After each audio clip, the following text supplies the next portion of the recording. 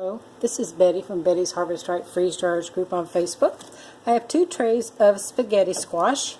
I took the fresh spaghetti squash, cut it into 4 sections, laid it cut side down on some lined baking sheets and baked them for around 45 minutes at 350 degrees temperature. If the spaghetti squash is not soft all the way through, sort of like a baked potato is, then you can add a few minutes at a time extra until it gets to the right doneness.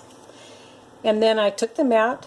I let them cool for a little bit so that I could handle them, and I used a fork to scrape the inside of the spaghetti squash sections out, which really resembles spaghetti, just aptly named spaghetti squash.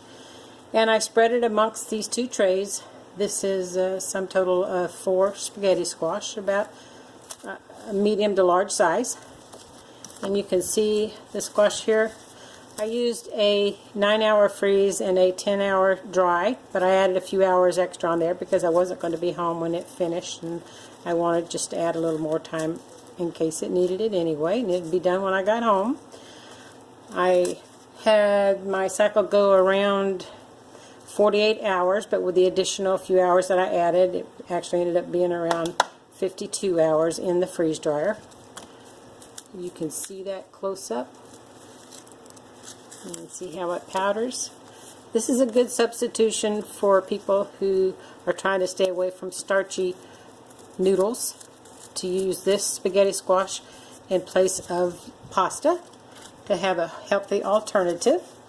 Let me move this over so that I can show you how it rehydrates here in a little bit of water. So I'll add that small piece of spaghetti squash, and look how it is soaking up that moisture real fast. You put that in there now. This was probably the part of the squash that was close to the inside of the peeling. When you first start scraping the spaghetti squash out from the peeling, it's more like these, like noodles. And then as you get closer, it's a little mushier. Let me get some that's not quite that mushy and add it into the water as well here. You can see that. Oops.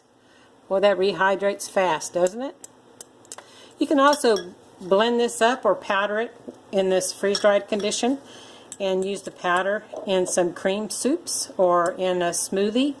Again, if you're trying to eat a little bit healthier, it will be an excellent choice for you. If you'd like to learn more about freeze drying at home, please check out my Facebook group, Betty's Harvest Right Freeze Dryers group. We would love to have you share our experiences with you. Thank you so much for watching.